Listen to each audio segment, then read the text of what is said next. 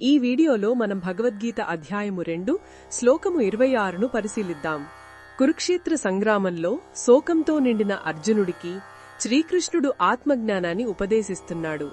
ముందు శ్లోకాలలో ఆత్మ శాశ్వతమైనదని, దానికి చావులేదని వివరించాడు. అయినా అర్జునుడి దుఃఖం తీరలేదు. అందుకే ఇప్పుడు కృష్ణుడు మరో వాదనను వినిపిస్తున్నాడు. ఇది పూర్తిగా భిన్నమైన కోణం నుండి. కృష్ణుడు ఇలా అంటున్నాడు, ఓ అర్జునా, ఒకవేళ నా మాటలు నీకు నమ్మశక్యంగా లేకపోతే సరే, నువ్వు అనుకుంటున్నట్టుగానే ఆలోచిద్దాం. ఈ ఆత్మ శాశ్వతమైనది కాదని, ఈ శరీరంతో పాటే నిరంతరం పుడుతూ నిరంతరం చనిపోతూ ఉంటుందని అనుకుందాం. ఇది ఒక వాదన కోసం మాత్రమే. అలా అనుకున్నప్పటికీ కూడా, ఓ మహాబాహో, అంటే గొప్ప బాహుబలం కలవాడా, నువ్వు ఇలా దుఃఖించడం తగదు. నీవు విచారించకూడదు. ఎందుకని ఆలోచించు.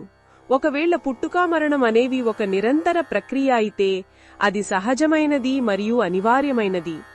ప్రతిరోజూ సూర్యుడు ఉదయిస్తాడు, సాయంత్రం అస్తమిస్తాడు. సూర్యుడు అస్తమించాడని ఎవరైనా ఏదుస్తారా? లేదు. ఎందుకంటే అది ప్రకృతి ధర్మమని మనందరికీ తెలుసు. ఒక మొక్క పుడుతుంది, పెరిగి, పుష్పించి, ఫలించి, చివరికి నశిస్తుంది. ఇది ఒక చక్రం. ఈ సహజమైన చక్రంలో జరిగే మార్పుల కోసం వివేకవంతులు శోకించరు.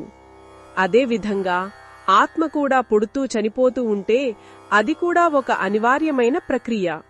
జరిగి తీరాల్సిన దాని గురించి ఏడవడం వల్ల ప్రయోజనమేముంది? ఆ దుఃఖం నీ కర్తవ్యాన్ని నిర్వర్తించకుండా నిన్ను ఆపుతుంది తప్ప మరేమీ చెయ్యలేదు. కాబట్టి ఏ రకంగా చూసినా నీ ఈ శోకం అనవసరమని కృష్ణుడు స్పష్టం చేస్తున్నాడు. ఈ శ్లోకం మనకు ఎంతో ఆచరణాత్మకమైన సందేశాన్నిస్తుంది. మన జీవితంలో కొన్ని సంఘటనలు అనివార్యం. వాటిని మనం మార్చలేము. అలాంటి మార్పులను అంగీకరించి ధైర్యంగా ముందుకు సాగడమే జ్ఞానం. అనవసరమైన చింత మన మానసిక శాంతిని హరించి మనల్ని బలహీనుల్ని చేస్తుంది. అనివార్యాన్ని అంగీకరించే గుణం మనకు గొప్ప స్థైర్యాన్నిస్తుంది. ఇది ఈ శ్లోకంలోని భావాన్ని వివరించడమే లక్ష్యం. మరిన్ని భగవద్గీత శ్లోకాల అర్థాన్ని తెలుసుకోవాలంటే మా తదుపరి వీడియోలను తప్పకుండా చూడండి.